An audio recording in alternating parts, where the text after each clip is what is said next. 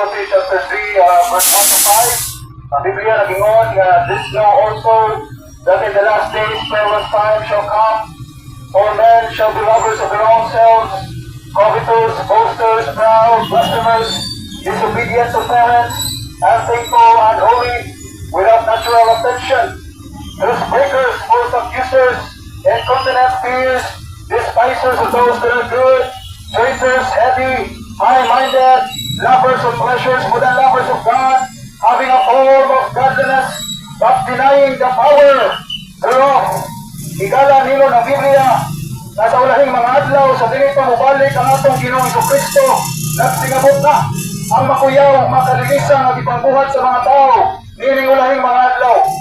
Ningon ang Biblia, higala na sa dili pa mobalik ang atong Ginoong Jesucristo, magsingabot pa ang mahitabo nining ulahing mga adlaw. Number 1, higala na ang mga tao na higugma silang kaugalingon, ang mga tao na higugma silang mga bahandi o tradisyon, ang mga tao na higugma silang reliyon, ang mga tao na higugma sa ilahang mga salapi, edukasyon o bisan unsa pa nga matang sa mga tradisyon, higala. Muna nga sa dili pa mobalik ang atong Ginoong Jesucristo, nagsingabot na ang makuyaw at makalilisan ang ipangbuhat sa mga tao nining ulahing mga adlaw.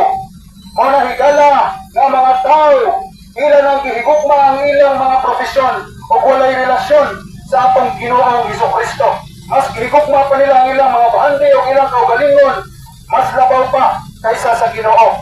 Muna mong iwali diri kaninyo, higala, wala minawarta. Kaya ang pulong sa Ginoo dili dapat ipagpawarta, libre kaning iwali. Muna may makita ninyo mga ayog, magtunol og sibot, magtunol og supre, mga ayog kwarta, paliho kayo kamo paghatag, dili na mo nakauban. Ang Biblia, balaan, dili dapat ipagpawarta. Ang kaluwasan, libre, dili dapat ipagpawarta. Muna mong iwali diri kaninyo, dili ang among kaugalingon. Ang among iwali diri kaninyo, unsaon para maluwas ang imong kalat, gikan sa kalayo sa impyerno. The question is, are you 100% sure that you will go to heaven after you die? 100% ka na ba na mapunta ka sa langit tinighuman sa imong kamatayon? Because the Bible says in Hebrews chapter 9 verse 27, as it is appointed unto man once to die, but after this the judgment.